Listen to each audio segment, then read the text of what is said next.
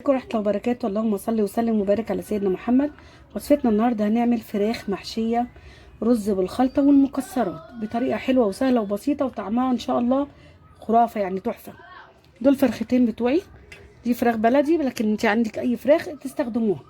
ودول بصلتين كبار انا بشرة معلقة، يعني بصلاية ونص، والنص التاني انا مقطعاه قطع صغيرة عشان نحس برضو بطعم البصل. هنحط ايه على الرز ده؟ هنحط على البصل بتاعنا التوابل، نحط ملح وفلفل اسود معلقه كبيره عشان ده العامل الرئيسي لنا للطعم، وديت قرفه، يعني نص معلقه شاي قرفه صغيره. هنقلبهم كويس. انا كمان هقلب وهدعكها بايدي عشان عايزه البصلايه بتاعتي دي انا هشتغل منها للرز وللفراخ، تاخد طعم التوابل بتاعتي القرفه مع. هدعكها كده بايدي يا جماعه عشان البصله ما نقلبها كده بالايد، بتاخد طعم التوابل بتاعتنا اللي هي الفلفل الاسود مع القرفه كده كويس. شايفين انا فيها نص بصلايه مقطعاه والبصلايه ونص انا بشراهم كده. ريحه تطلع معاكي جميله بسم الله ما شاء الله. انا غاسله الفراخ بتاعتي ومصفياها، حطيها تصفي وغسلاها وعملت لها محلول ملح وادعكها بالليمون. هبتدي اعمل ايه عشان عايزه احشي؟ هورق كده الجلد، بص بايدي كده الجلد بتاعي عايزاه يبقى مورق كده عشان اعرف احشي تحتيه، من الجناب كده كلها على قد ما اقدر كده بالايد كده اهي. كده شدتها وادخل ايدي كده اهي بسم الله ما شاء الله كده كده.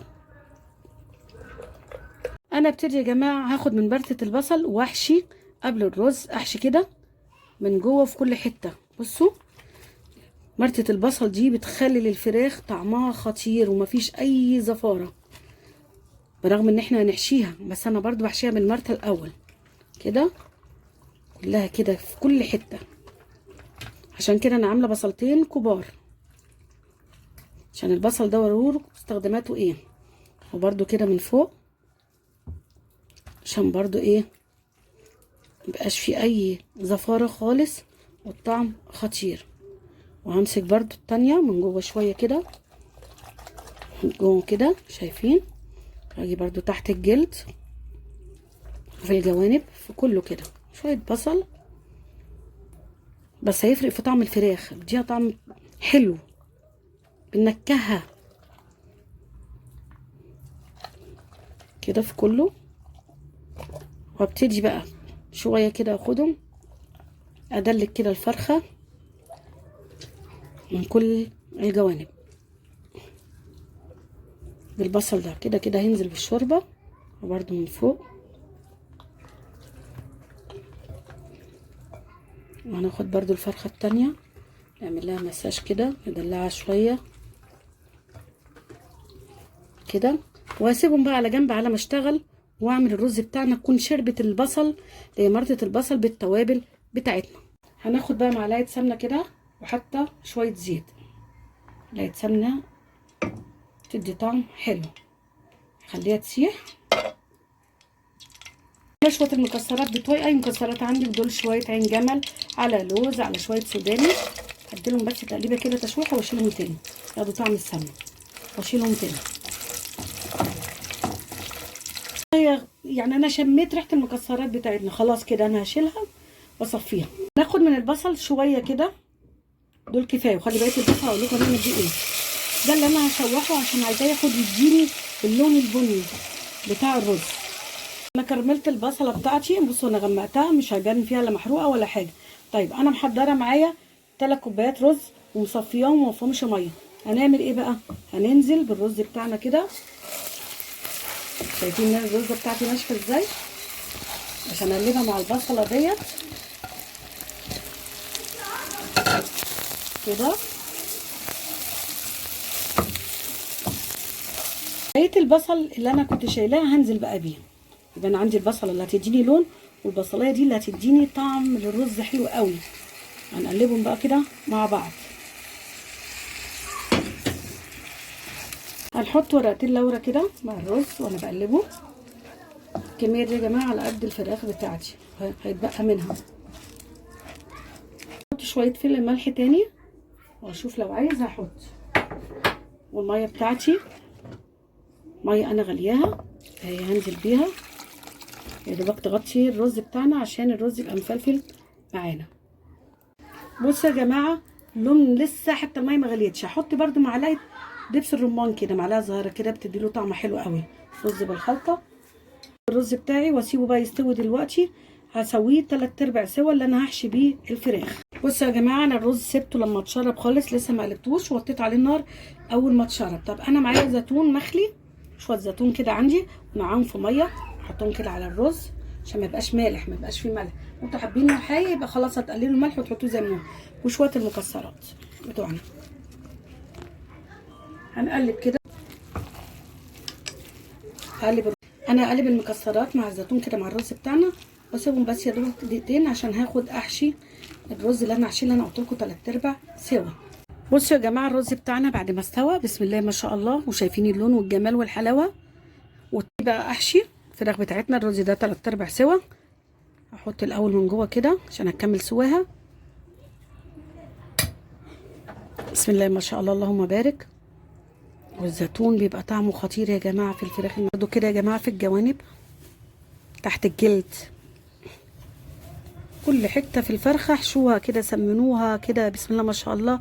تلاقوا الرز بتاع الحشو بصوا لحد الاخر لحد كده جوه الرز، وبرده فوق تحت الجلد كده. وابتدي ان انا افرده في الجلد كله. افرد الرز كده وزعه يا جماعه تحت الجلد وفي الجوانب كده في الورك. املى بقى الفرخه بتاعتي على قد ما اقدر. هو الرز كده كده 3/4 سوا هيستوي يبقى ما شاء الله زي الزبده. معانا شويه الرز بحطهم فوق، بروح ضغطه كده امشي بايدي كده بالراحه كده في كل حته. ادي الفرختين انا حشيتهم كلهم مره واحده كده، اوصل بايدي افضل من المعلقه بالايد كده.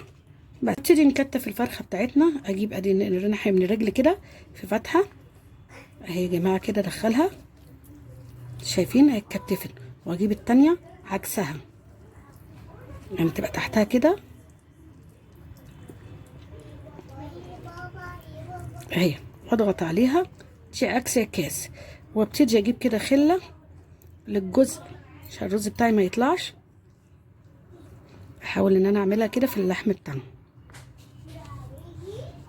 بالخله، وهي كل ده يتشال جزء كده عشان الرز، لان انا هحطها تتسلق نص سلقه. لو انا هحطها في الفرن هنسيبها زي ما هي كده بالظبط. ونعمل برضو التانية نفس الشيء ومن فوق نكتفها الاول. محضره الميه بتاعتي في الحله يا جماعه تغلي اهيت. هنحط شويه ملح وشويه فلفل اسود، دي اول حاجه. وابتدي احط البوكيه جرنيه بتاعنا، الخضار بتاعنا اللي احنا هنحطه يطعم الشوربه. جزرايه، طماطمايه، نصين ورق لورا، وهنحط بصلايه دول في الميه بتاعتنا. انا هننزل بقى بالفرخه بتاعتنا كده يا جماعه اهو. بسم الله ما شاء الله، بسم الله ما شاء الله اللهم بارك. بس كده مش هحط على الناحيه اللي فيها الرز، لا على الظهر. بصوا الفراخ بتاعتي يا جماعه انا طلعتها 3/4 سوا، ما سويتهاش قوي عشان احطها تكمل سواها في الفرن. انا محضره معلقه سمنه وشويه زيت وشويه ملح وشويه فلفل اسود، اقلبهم كده مع بعض وادهن الفراخ بتاعتي واحطها تكمل سواها في الفرن. الفراخ كده كده سخنه، ممكن تحطوا زبده تحطوا عليها فهتشرب على طول السمنه او الزبده. اما اجي اقلب الناحيه التانيه كده بقى هحط لها بقيه الزبده ديت او السمنه اللي هي موجوده عندنا، طعمها بيبقى خطير بصراحه.